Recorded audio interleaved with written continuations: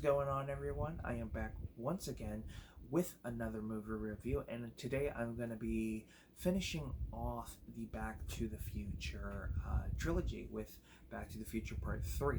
Now, Back to the Future Part 3 is one of my favorite sequels. It was the first Back to the Future film I got to see when I was younger, and I got to see it in theaters when it came out as well.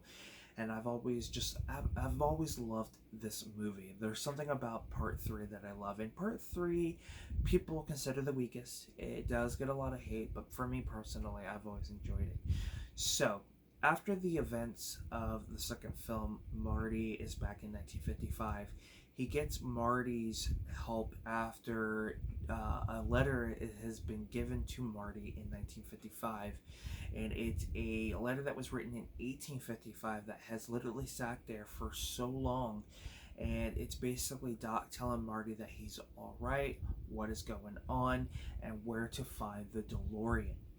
So this leads them to the cemetery, and in this little mine shaft, the DeLorean has been pretty much been closed away for hundreds of years, 70. I can't remember exactly the time they said it's been sent for so long.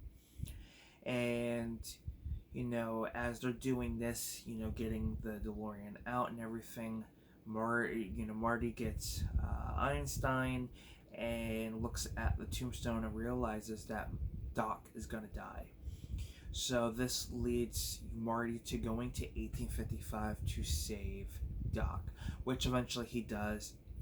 Doc's kind of skeptical on why Marty came, but he has to let him know that he's gonna die from owning the main villain of the film, who's played by the same actor who played Biff. I can't remember the name of the character of the Mad Dog Tanner or Tannen or something like that. I can't remember. But something like that. But he basically kills Doc over like money or something like that. So Marty has to do everything to prevent that from happening. Of course, there's a love interest for Doc, and she's a teacher. We kind of find out later in the film that something about her altered their future. And I will say something more as I get towards the end of this review. Basically, they found a way to go back, and they have to use the train in order to get the DeLorean going to the mileage that it needs to go back, and eventually Marty does. Doc wants Marty at some point in the film. Doc tells Marty that when he goes back to destroy the DeLorean, he never should have made that machine. There's just been issues since he built it. So yeah, that's pretty much. I mean, everybody's seen it, so I mean, there's not a whole lot to say. But here's my thing. I don't like the fact that Doc contradicted himself, because of course he comes back with Clara. Of course, I remember the name now, and their two kids, and he creates a time machine with the train. So you had Marty destroy the time machine because you knew that it just caused nothing but issues, but then you go ahead and turn around and create another time machine. Like, it made no sense on why he did that. Like, to me, it was frustrating. But nonetheless, it still left off with a great ending, and nonetheless, I've always enjoyed the third, and I thought it was great. That's my review for Back to the Future Part 3. Let me know what your thoughts are on the whole trilogy itself. I think it's a great trilogy. I think, just the story in itself is great, and the characters are great. It's just, I wish I could say more, but we've all seen this movie. We've all seen the whole trilogy. I mean, what else is there to say? Of course, with the success of the Back to the Future films, we would get a animated series. It only lasted 2 seasons, which is unfortunate. It was a combination between live action segments with Christopher Lloyd returning, and of course animation incorporated into that. And then of course we would get the Back to the Future ride, which was at Universal Studios for quite some time. But eventually they closed their doors, which is, it's sad to say, but what can you do? Now, Back to the Future, the animated series, is available on DVD. You can get the seasons individually, or you can get the complete series set. We got a couple video games from ranging from the NES to the Super Nintendo, I believe, to the PlayStation 4, PS3.